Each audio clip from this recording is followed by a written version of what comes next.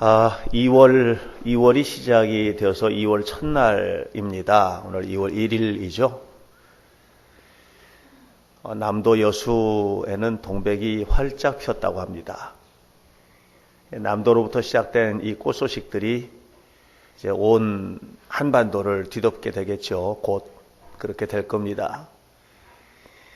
겨울같이 얼어붙었던 우리의 삶에도 하나님의 축복의 온기가 넘치게 되기를 간절히 바랍니다.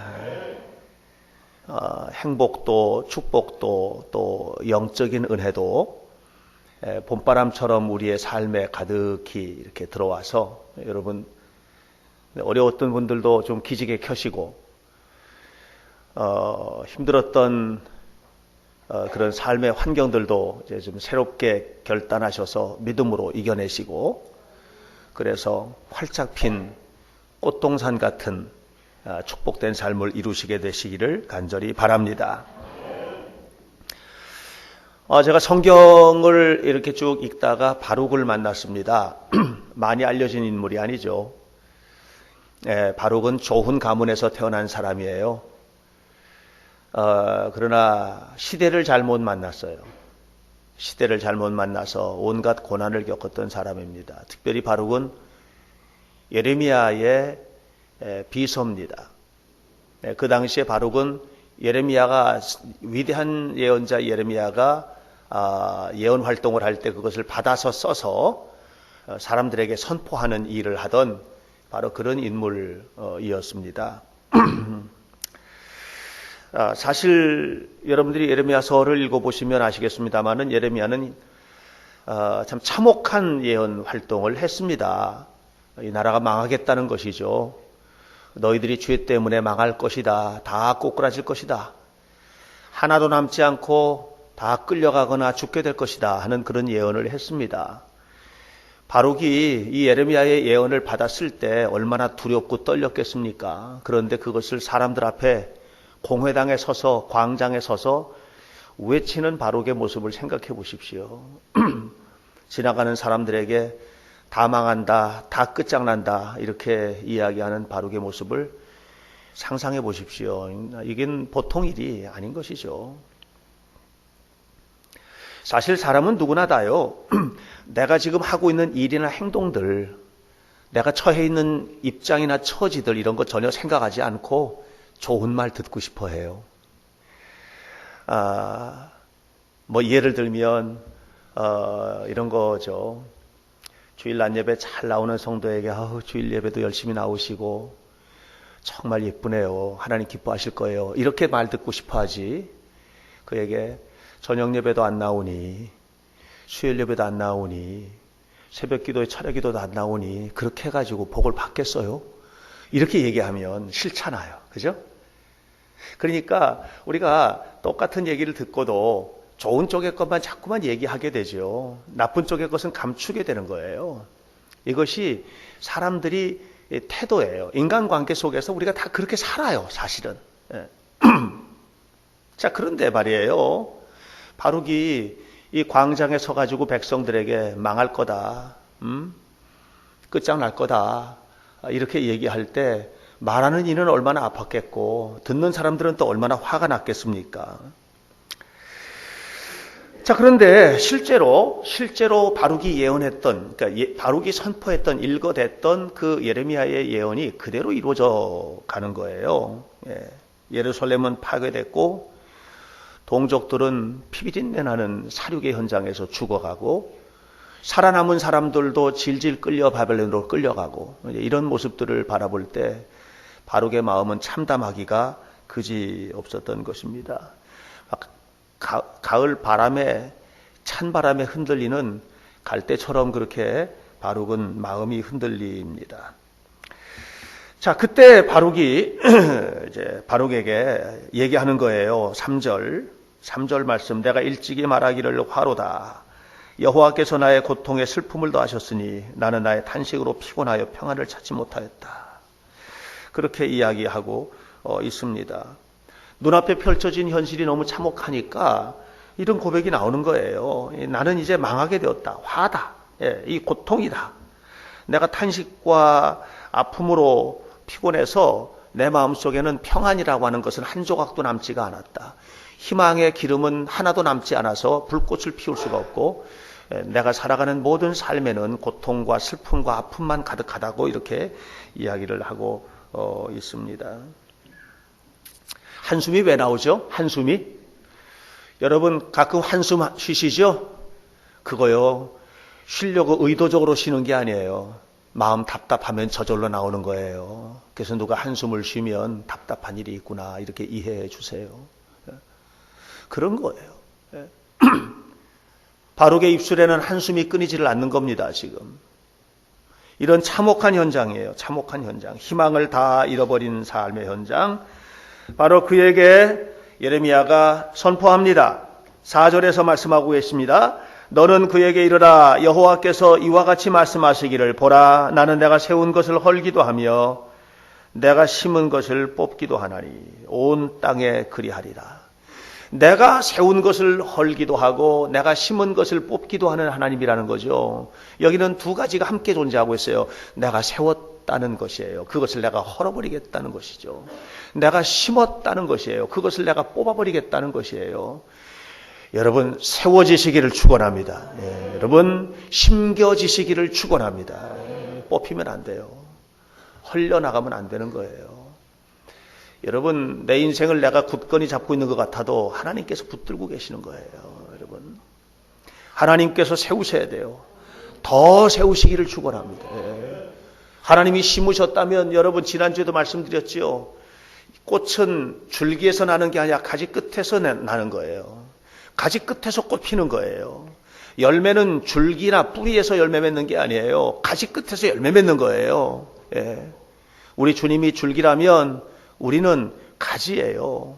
요한복음 15장에서 말씀하셨어요. 나는 포도나무여 너희는 가지니 네가 내 안에 있으면 열매를 많이 맺겠다 그러셨어요. 여러분, 여러분의 인생의 가지끝마다 꽃 피고 열매 맺는 축복이 이루어져야 됩니다.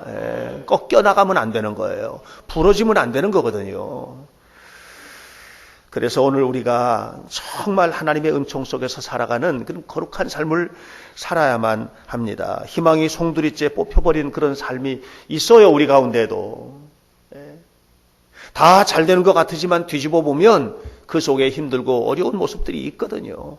아직까지도 치유되지 않은 상처가 있고 아직까지 회복되지 못한 경제가 있고 자녀들을 살펴보고 해도 희망보다는 마음 아프고 절망하는 그런 일들이 더 많을 수 있고 육신의 질병은 완전히 치유되지 않아서 내 미래가 과연 어떻게 될 것인가라고 하는 것이 답답하게 와지는 그런 삶의 현장도 있단 말이죠. 바로 그런 삶 속에서 우리가 하나님의 은총을 다시 한번 묵상하는 것은 매우 중요하다고 생각합니다. 여러분 2월달이 지나고 3월달이 되면 저절로 꽃핍니다. 그러나 인생은 저절로 꽃피지 않아요. 이것이 다른 거예요. 2월이 되고 3월이 되면 3월달 되면 진달래 피기 시작할 겁니다. 그러나 우리 인생은 계절이 바뀌어도 한여름이 되어서 7월 8월달 폭염 그 무더위가 몰아쳐도 여전히 차갑고 냉랭하고 고통스러운 겨울을 지내고 있는 사람들도 있단 말이죠. 우리는 어떻게 살아야 될 것인가? 하나님께서 세워주시기를 바랍니다. 하나님께서 심어주시기를 바랍니다. 내가 살아가는 모든 삶이 하나님의 은총임을 깨달으시기를 바랍니다. 그러므로 여러분 우리가 이 시간 묵상하고 싶은 내용은 뭐냐 하면 지금 내 삶의 희망이 송두리째 뽑혔다면 하나님을 향해 눈을 드시기를 주의 이름으로 축원합니다.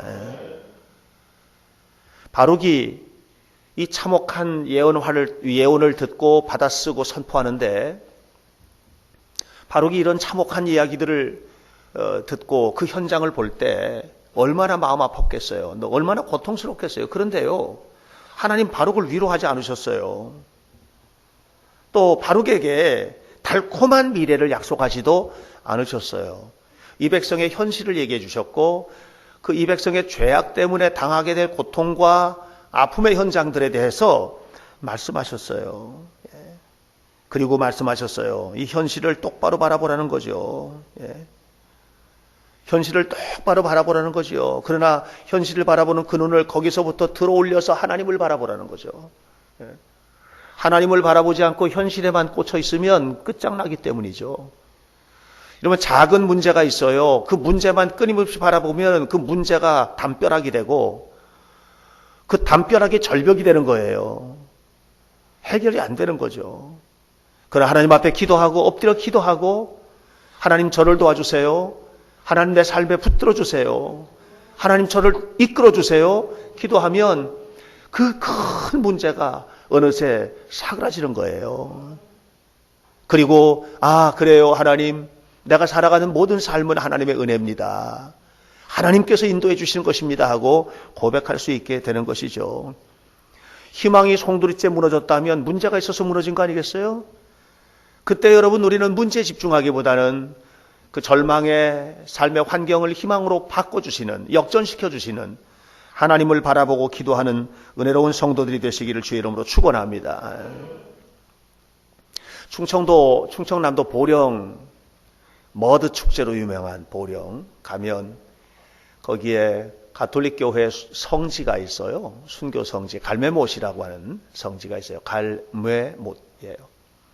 이 갈매못 성지는 병인 박해 때 가톨릭 교인들, 이제 기독교 신자들이 많이 죽었던 곳이에요. 그 당시에 수도 없이 많이 죽었죠.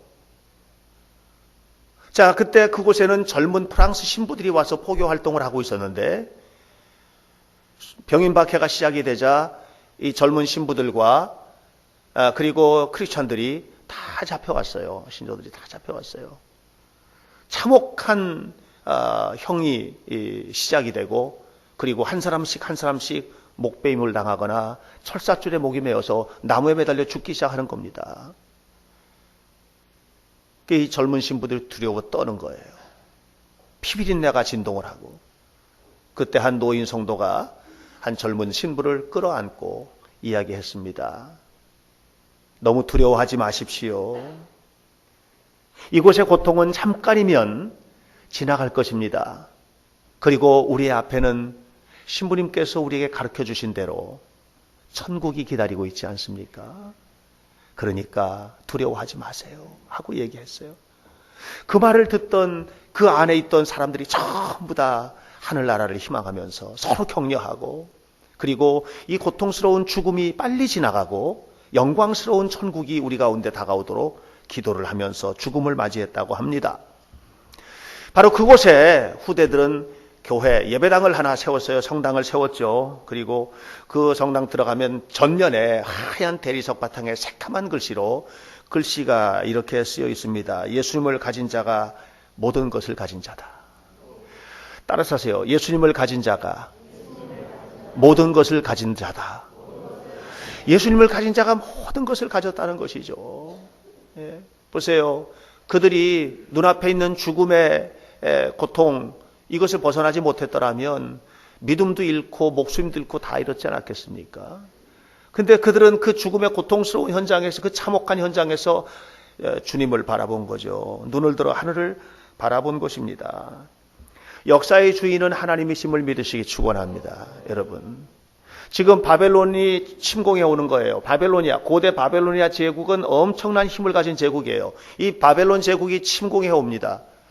이스라엘은, 예루살렘은 태풍 앞에 마치 촛불처럼 이제 꺼질 수밖에 없는 운명인 겁니다. 그렇게 고통스러운 것입니다. 바벨론은 이길 수 있는 대상이 아닌 겁니다. 여러분, 오늘 우리가 살아가면서 우리 앞에 있는 문제들은 도대체 우리가 감당할 수 없는 그런 문제로 우리에게 다가올 수도 있습니다. 그러나 여러분 기억하십시오. 역사는 하나님께서 붙들고 계시는 거예요. 우리의 운명도 하나님께서 붙들고 계심을 기억하시기를 축원합니다. 우리의 모든 것을 하나님께서 붙들어, 그러니까 심으신 하나님께서 뽑기도 하시지만 뽑으신 하나님께서 거꾸로 심기도 하신다는 거죠. 헐어내신 하나님께서 다시 세우기도 하시는 하나님이시라는 거죠. 여러분 헐려 있습니까? 그러면 다시 세워주실 하나님을 기대하시기를 주님의 이름으로 축원합니다.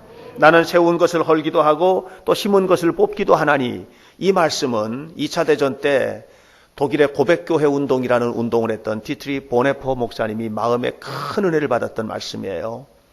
이 디트리 보네퍼는 유명한 신학자예요. 그런데 전쟁이 일어났어요. 히틀러가 유태인들 죽여요. 집시들 막 죽여요. 폴란드 사람들 엄청나게 죽었습니다. 뿐만 아니에요. 장애인들도 다 잡아다 죽였습니다. 600만 명이 죽었습니다. 이 모습을 그냥 지켜볼 수는 없었습니다. 그러면서 고백교회 운동을 합니다. 건강한 신앙 고백을 새로 세우고 하나님께서 기뻐하시는 나라를 세우겠다는 거죠. 그 운동을 시작을 하면서 이렇게 말했습니다. 술 취한 미친 운전사가 운전대를 붙들고 운전하는데 그것을 끌어내지지 않겠느냐는 거죠. 지금 독일은 술 취한 미친 운전사가 운전하고 가고 있다는 거죠. 저거 끌어내려야 이 독일 사회가, 세계가 건강해지겠다는 거죠. 그러면서 기도하는 겁니다. 하나님, 주님께서 심으셨다면 뽑아버리십시오. 주님께서 이 민족을 세우셨습니까? 이제는 헐 때입니다. 그리고 다시 고백하는 것이죠. 하나님, 이 헐어나간 이 민족을 다시 세워주십시오. 여러분, 헐려나간 건강을 다시 세워주시는 하나님을 만나시기 축원합니다. 헐려나간 경제를 다시 세우시는 하나님을 만나시기를 축원합니다. 헐려나간 정신을, 헐려나간 마음을, 이 뽑혀버린 마음을, 이 마음 한 구석을 다시 세워주시는 하나님을 만나시기를 주의 이름으로 축원합니다. 뽑힌 것을 바라보면 구덩이만 커질 뿐이에요. 무너진 것을 바라보면 그 무너진 피폐함과 참혹함만 커질 뿐인 거예요. 하나님께서 다시 세워주시리라. 하나님께서 다시 일으켜주시리라. 하나님께서 다시 강건케 하시리라. 하나님께서 우리 가정을, 우리 교회를, 이 사회를 세워주시리라. 내 건강을 세워주시리라. 내 삶을 세워주시리라 믿고 하나님 앞에 기도하며 나아가는 성도들 되시기를 간절히 축원합니다. 그러므로 여러분 함부로 절망하지 마세요. 불신앙이에요. 함부로 탄식하지 마세요. 믿음 없는 행동이죠. 내게 주어진 모든 환경은, 내게 주어진 모든 일들은 하나님의 손아귀 속에 있다는 것을 여러분 기억하시기를 주의 이름으로 축원합니다. 그래서 하나님은 바룩에게 말씀하시는 거예요. 5절에서 이렇게 말씀하십니다. 네가 너를 위하여 큰 일을 찾느냐? 네가 너를 위하여 이제 도망갈 길을 찾느냐? 네가 너를 위하여 뭔가 세워질 길을 찾느냐? 뭔가 좀 해결의 기미가 보이느냐? 찾느냐? 그거 찾지 마라. 거기서 오는 게 아니다. 내가 모든 육체의 재난을 내린 것이다. 내가 내린 것이다. 발버둥 쳐도 안 된다.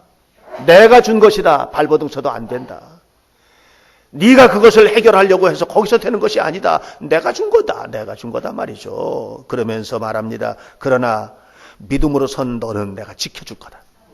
네가 가는 모든 곳에서 내가 너에게 생명을 노량물 찾듯 찾아서 네 생명을 너에게 다시 돌이켜줄 거다. 너는 상하지 않을 거다. 그 말이에요. 여러분 다 망해도 상하지 않는 길이 있어요. 하나님 앞에 서시기 축원합니다. 하나님 앞에 기도하며 서셔야 돼요. 하나님 앞에 끊임없이 서서 하나님께서 나를 세워주시고 이끌어주시도록 하는 그 삶을 살아가는 성도들이 되시기를 주님의 이름으로 간절히 축원합니다. 내 뜻대로 되지 않는다고 해도 하나님 앞에 바로 서는 운동이 시작되면 되는 거예요. 하나님 앞에 바로 서는 운동, 그것은 내 멋대로 믿는 신앙이 아니에요. 하나님의 뜻대로 가는 신앙이죠. 우리는 내가 가지고 있는 신앙이나 내가 경험한 신앙이나 아니면 내가 어떤 머릿속으로 알고 있는 것이나 내가 이해한 대로 믿으려고 해요. 그러나 그거 다 헛것이라는 거죠. 이 당시 바벨론에, 다시 말하면 예루살렘의 모든 신앙인들은 다 잘 믿는다고 생각했어요. 나름대로. 그러나 하나님께서는 그 기뻐하지 않으셨죠. 하나님께서 그 바라지 않으셨죠. 그 아니라고 하는 것이죠. 말씀 안에 바로 섰는가 늘 점검해야 되는 거죠. 거울 앞에 서야지만 제 얼굴이 보이는 거예요. 말씀 앞에 서지 않으면, 진실로 서지 않으면 기도의 무릎을 꿇지 않는데 보일 수가 없어요. 내 모습이, 이 진탕과 같은 내 모습이 보이지 않고 이것을 회복시켜 주시는 거룩한 하나님이 보이지 않는데 회복될 수가 없는 거예요.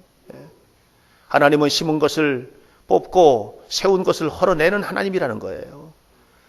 저는 2월이 지나고 3월이 되면 봄이 옵니다. 그러나 우리 인생에는 그렇게 봄이 오는 것이 아니라고 저는 믿습니다. 우리 인생의 봄은 하나님의 은총의 기운이 우리 가운데 충만해질 때, 그때 드디어 오는 것입니다.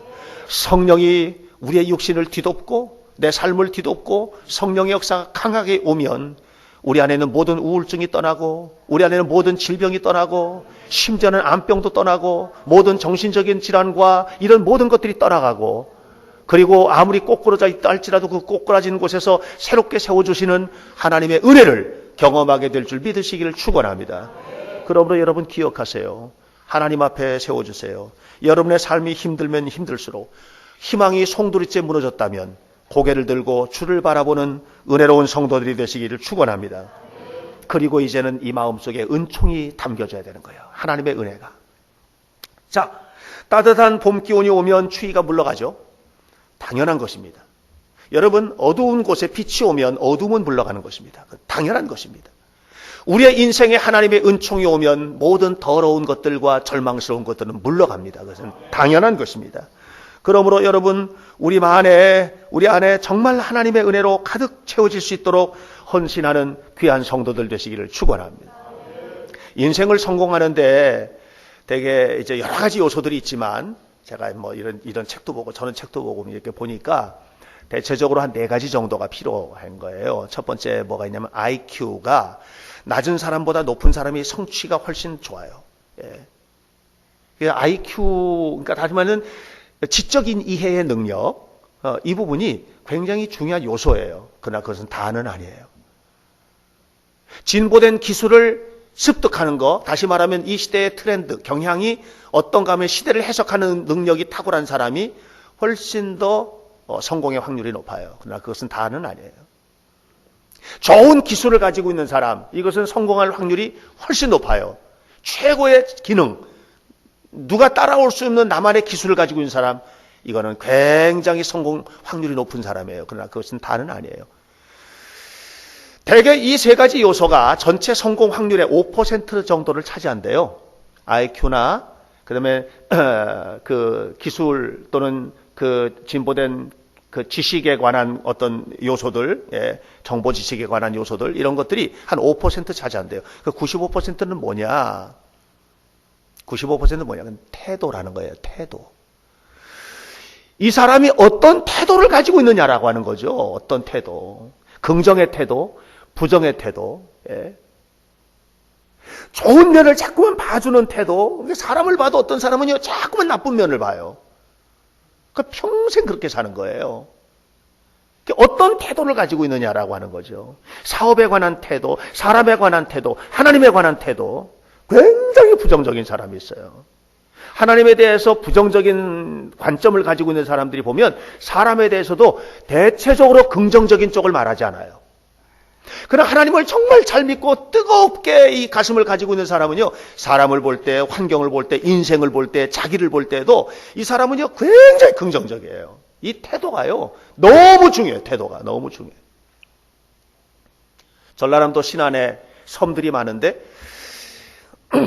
그 신안의 어떤 한 작은 섬에 예수 잘 믿는 어떤 한 선생님이 교사로 간 거예요. 전근을. 가서 보니까 애들이 너무 욕을 잘하는 거야. 그냥 입만 열면 욕을 하는 거예요. 그냥 뭐 제가 여기서 여러분들에게 들려드릴 수 없어요. 너무 욕을. 너네들도 욕 잘하지. 근데 너네들 정도가 아니야. 얘들은 그냥 뭐 욕으로 사는 거예요. 그 선생님이 너무 힘들었어요. 그래서 어떻게 하지 하다가 욕 카드를 만든 거예요. 욕 카드. 그래서 이런 조그만 종이를 아이들에게 모두 다 10장씩을 나눠주고 욕을 하면 뺏기는 거예요. 그걸. 욕을 하면 뺏기는 거예요. 그래서 일주일 동안 욕 카드를 가지고 이제 한 거예요. 일주일 후에 욕을 하면 이제 뺏기고 욕을 안 하면 자기 거 보존되는 거죠. 일주일이 지났어요. 근데 어떤 애는요, 40장을 모은 거예요. 40장을. 어떤 애는 한 장도 없어요. 한 장도 없는 애는 뭐만 한 거예요? 욕 많이 한 거죠. 그죠? 욕 많이 한 거예요. 40장 모은 애는 욕을 안 한 거죠. 근데 그게 아닌 거예요. 힘센 애인 거예요. 힘센 애는요, 욕을 해도 못 뺏어가는 거예요. 그 힘이 약한 애는 상대방이 힘센 애가 욕을 해도 못 뺏어가는 거예요. 여러분, 어린아이 속에도 이런 폭력적인 그런 어떤 구조가 있어요. 선생님이 일주일 후에 딱 점검을 했어요. 점검을 했는데 보니까 한 녀석이 한 장도 없는 거예요. 근데 그 녀석은 착해요. 근데 약속대로 데려다가 교무실에서 종아리를 걷어! 그 종을 때리는 거예요. 10장을 뺏겼기 때문에 10대를 맞는 거예요. 딱딱 치는데 힘껏 때리는 거예요. 선생님이 힘껏 때리는 거예요. 3대 맞으니까요 너무 아파가지고 견딜 수가 없어가지고 3대 맞고 딱 돌아서서 선생님 보는 순간 이 아이가 얼어붙었어요. 선생님 막 울고 계시는 거예요. 그래서 이 아이는 다시 돌아서서 10대를 맞았는데 나중에 그가 이렇게 기록해요. 하나도 안 아팠다고. 10대를 맞았는데 하나도 안 아팠다는 거예요. 그리고 이 아이가 결심해요. 나도 선생님처럼 살아야지. 나도 하나님 바라보고 살아야지. 나도 어떤 경우에든지 잘 살아야지. 그래서 그 시골에 전라도 그 시골에 옛날에 지금부터 40년 50년 전에 그 시골 마을에서 세계적인 학자가 나온 겁니다. 정택이라는 지금 한신대 교수인데 이 상담 심리 쪽이라든가 이런 쪽이 굉장히 유능한, 미국에서 공부하고. 태도가 인생을 만드는 거예요. 태도가. 여러분 지금 여러분의 삶의 현장은요 여러분 태도가 만드신 거예요. 내가 어떻게 하나님을 믿느냐 태도잖아요. 내가 어떻게 사람을 보느냐 태도죠. 내가 어떻게 신앙생활하느냐 태도입니다. 이게 너무 중요해요. 고난이 와도 고난을 바라보는 태도. 제가 지난주에 우리 지방 사경회가 열렸는데 사경회 하는 동안에 그 우리 이웃교회 목사님이 최근에 있었던 얘기를 하더라고요. 한 사람이 교회를 새로 나왔대요. 전도가 돼가지고 떡집을 하는 집이래요. 떡집을 하는 집인데 와가지고 해서 이제 떡집을 하니까 교회에서 뭐 하면 그 집에서 해야 될 거 아니에요. 그래서 떡을 시켰대요. 시켰는데 맛이 없는 거야. 뭔가 이게 생각을 내려놓고 했는지 하여튼 소금을 아마 안 넣나 봐요. 소금을. 그러니 맛이 없지요. 그 떡을 먹으면서 사람들이 그러는 거예요. 떡이 왜 이렇게 전에 없이 맛없어. 전에는 맛있었는데 이번 떡은 별로야. 뭐 그럼 옆에 있는데 교회 나오겠어요? 안 나오겠어요? 안 나왔죠. 새신자인데 교회를 안 나온 거예요. 그런데요. 그 사람에게는 천사 같은 사람이 한 명 있었던 거예요. 매일마다 교회 안 나오는 그 집을 가가지고 권사님 한 분이 매일마다 그 집을 가가지고 그러지 말고 나와. 실수한 거니까. 그렇게 소금 잘못해가지고 떡을 그렇게 만들었으면 이제 앞으로 정말 잘 만들어서 내 실력 이런 거 보여줘야 되잖아. 나와. 그렇게 하고선 자꾸 격려해주고 말해주고 그래서 그분이 다시 나왔대요. 그리고 실력 발휘했다는 거 아니겠어요? 여러분. 사랑하는 여러분, 어떤 사람은 뭘 봐도 조금만 자꾸만 나쁜 쪽을 바라보는 태도가 있는가 하면 나쁜 거를 봐도 희망의 것으로 발돋움할 수 있게끔 말해주는 사람도 있는 거예요. 이게 태도인 거거든요. 여러분의 태도가 여러분을 행복하게 합니다. 그 태도를 우리가 하나님 앞에 맡기자는 거죠. 사랑하는 성도 여러분, 우리 하나님 앞에 살아가시기를 주의 이름으로 축원합니다. 믿음이라는 무엇인가? 믿음이라는 건 다른 게 아니에요. 마음속으로 늘 하나님 생각하고 사는 게 믿음이죠. 제가 얘기하잖아요. 믿음이 좋다는 건 뭐냐? 항상 주님 생각하는 사람이 믿음 좋은 거예요. 말할 때도 행동할 때도 언제 어디서나 주님 생각하고 사는 게 믿음 좋은 사람인 거예요. 꼭 그렇게 살아가시기를 주의 이름으로 축원합니다. 주님께서 말씀하십니다. 45장 5절에서 너는 내가 너를 보호해 주리라. 너는 내가 보호해 주겠다는 거예요. 네가 가는 모든 곳에서 내가 너에게 보호해 주리라. 어떤 경우든지 너를 살아남게 해 주리라. 너를 반드시 지켜 주리라. 너는 걱정하지 말아라. 내가 있잖아. 내가 다 헐었지만 다시 세워줄 거야. 다 뽑혔지만 다시 심어줄 거야. 걱정하지 마. 내가 있잖아. 봄이 오는 거예요. 인생의 봄이 오는 거예요. 세상의 봄은 계절이 바뀌면 옵니다. 2월달입니다. 이제 봄이 오기 시작합니다. 조금 있으면 입춘이에요. 3월이 되면 봄이 무르익었다고 합니다. 여러분, 인생의 봄은 믿음이 무르익을 때 오는 것입니다. 내게 다 무너졌어도 하나님이 세워주실 것이라는 믿음의 태도를 가지고 하나님 앞에 살 때 봄은 오는 것입니다. 내 건강이 다 무너져 내렸지만 하나님께서 세워주실 것이야 기도하며 성령의 불을 받으면 그 몸뚱아리에 봄이 오는 것입니다. 사랑하는 성도 여러분, 무너져버린 경제생활, 가난하고 어렵고 힘들어도 하나님 앞에 서서 하나님 앞에 헌신할 때에 그때 주님께서 세워주시는 봄이 오는 것입니다. 여러분 자녀들을 바라볼 때 희망이 없습니까? 가끔 그럴 수도 있지요. 아이, 저 녀석이 커서 어떡하달라나. 그러나 여러분 기억하세요. 하나님께서 쓰시면 쓰시는 겁니다. 그러면 그 아이들에게도 봄이 오는 것이죠. 아무쪼록 하나님의 은총입니다. 하나님의 은총입니다. 내 삶의 모든 것은 하나님의 은총 때문입니다. 하나님께서 세워주시는 것이죠. 이 믿음을 가지고 바룩과 같은 믿음으로 하나님의 말씀을 선포하고 하나님 앞에 서시고 하나님 주신 은혜 속에서 살아가는 귀한 성도들 되시기를 축원합니다. 그리고 여러분의 인생의 봄을 맞이하시는 복된 성도들 되시기를 주 예수님의 이름으로 간절히 축원합니다. 기도하겠습니다. 거룩하신 아버지 하나님, 하나님의 은혜를 감사합니다. 나의 이기적인 뜻을 이루기 위한 태도를 가진 사람들은 절망을 거둘 수밖에 없지만 하나님의 뜻을 이루기 위해 최선을 다하는 사람에게 하나님은 약속하시기를 너는 내가 보호할 거야. 네가 어디로 가든지 너를 지킬 거야. 살아남게 해줄 거야. 오늘 45장 5절에서 말씀을 하고 계십니다. 우리 하나님 아버지, 우리 모두가 다 이 말씀 꼭 붙들게 하여 주옵소서. 내가 어디로 가든지 너를 보호하리라. 꼭 기억하게 하여 주옵소서. 아버지 하나님, 그래서 우리 인생에도 봄이 오게 하시고 꽃이 피게 하시고 아름다운 열매를 맺고 마지막 날 주님 앞에 갔을 때 하나님의 은총이었습니다. 하나님의 사랑이었습니다. 하나님 감사합니다 고백하며 하나님 앞에 헌신하는 은혜로운 자녀들 되도록 우리 모두를 축복해 주옵소서. 예수님 이름으로 기도하옵나이다. 아멘.